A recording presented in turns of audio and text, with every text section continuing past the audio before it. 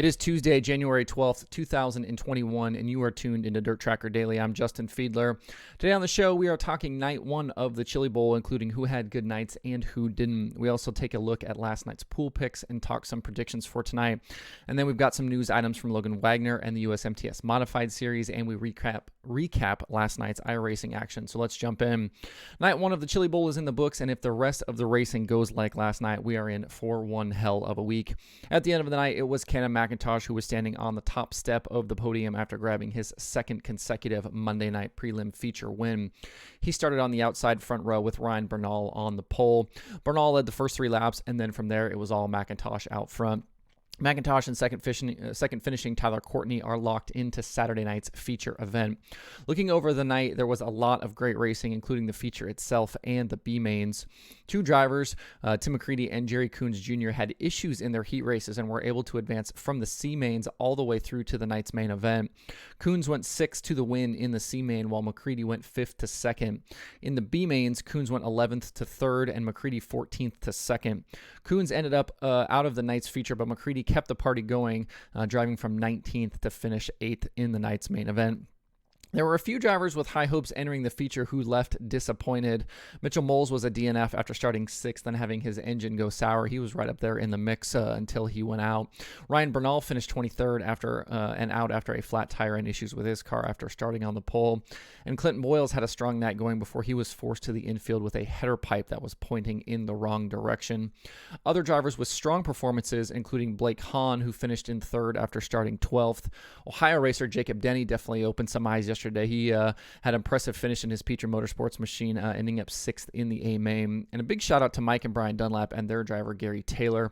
Taylor grabbed the final transfer spot in the night's second B main and was the feature hard charger, driving 24th to finish in 12th.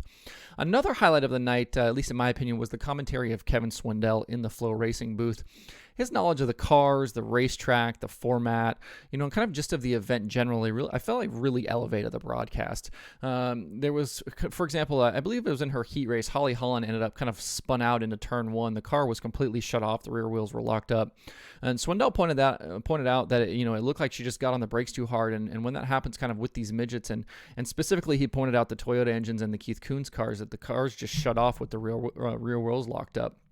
That's really great information and insight kind of for the fans at home that maybe don't understand, what happened in a situation like that. So we won't get Swindell on the mic every single night this week, as he has 2 cars, to look after in his dad's car and Sammy and Logan Seavey. But it sounds like he will be back on the call tonight. So really good stuff all night long from Kevin Swindell. Excuse me. Jumping over to the numbers, the DIRTRACKR.com analytics prediction formula made the right call with Canon McIntosh grabbing the win last night. The pool sheet, however, had a rough night. It currently sits 527th out of 838 entries after night 1.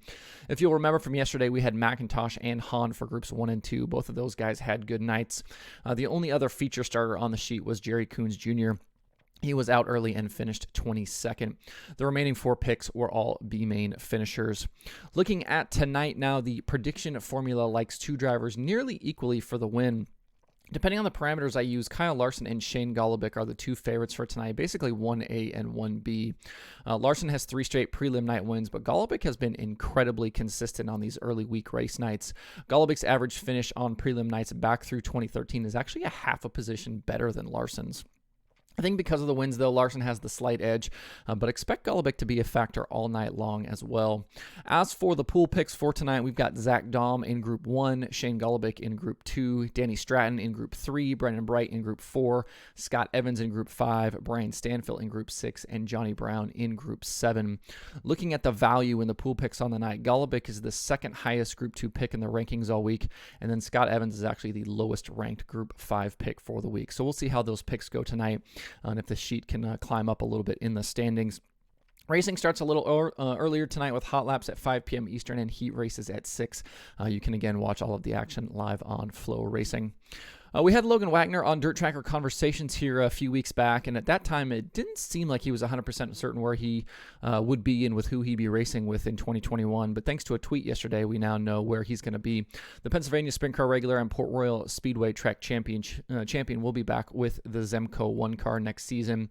He didn't mention where he will race, but I'd assumed his schedule will be much the same as it was last year, which was full-time at Port Royal along with scattered other Pennsylvania All-Star and Outlaw appearances. If you'd like to hear that Conversations episode with him, you can find it at DIRTRACKR.com/conversations or on the Dirt Tracker YouTube channel. USMTS Modified Series announced their 2021 schedule on Monday. This year's slate of events will include 36 race nights and will be the richest in the history of the series. There's more than $1 million in race purses available through the season, with 26 of those races paying $10,000 to win, and the other 10 paying $5,000 to win. Not bad for modifieds right there. The top 10 finishers in the point standings will split $230,000, with the champion bagging $70,000 of that. The season begins February 26th at RPM Speedway in Texas. From there, the series will race more in Texas, Kansas, Iowa, Louisiana, Oklahoma, Minnesota, South Dakota, Wisconsin, and Missouri through the rest of 2021. The year concludes at 81 Speedway in Kansas on October 30th. Rodney Sanders was the 2020 series champion, winning 10 times in 40 starts and earning 27 top 5 and 36 top 10 finishes. For more information and to see the full schedule, visit USMTS.com.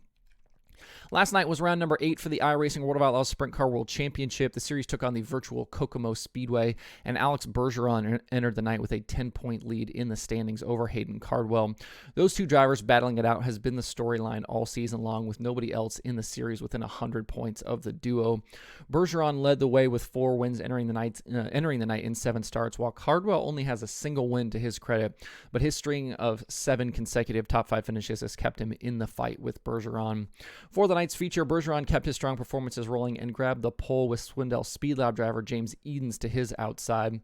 Hayden Cardwell started back in 7th. At the drop of the green, Bergeron was quickly in control of the race, but Cardwell was on the move behind him, climbing into 3rd only a few laps in.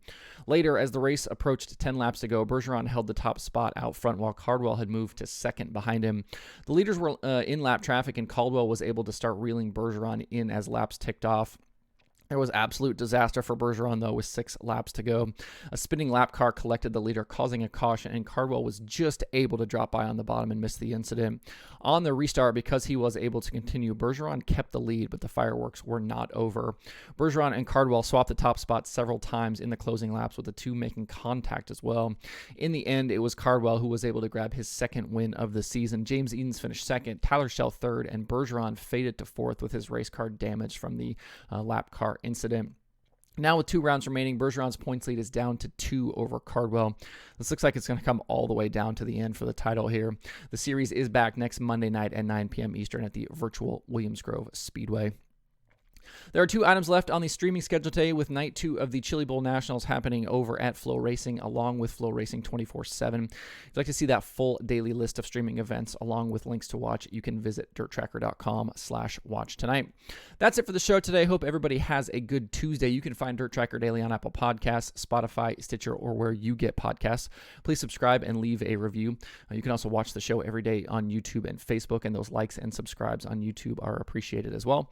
You can email the show at info@dirttracker.com. I check those every single day. And you can follow Dirt Tracker on Twitter, Instagram, Facebook, and TikTok at Dirt Tracker. That's DIRTRACKR. You can check out the website for all kinds of cool dirt racing stuff. Visit DIRTRACKR.com for that. And you can follow me personally on Twitter at Justin_Fiedler. Thanks everybody for tuning in. We'll see you tomorrow for more Dirt Tracker Daily.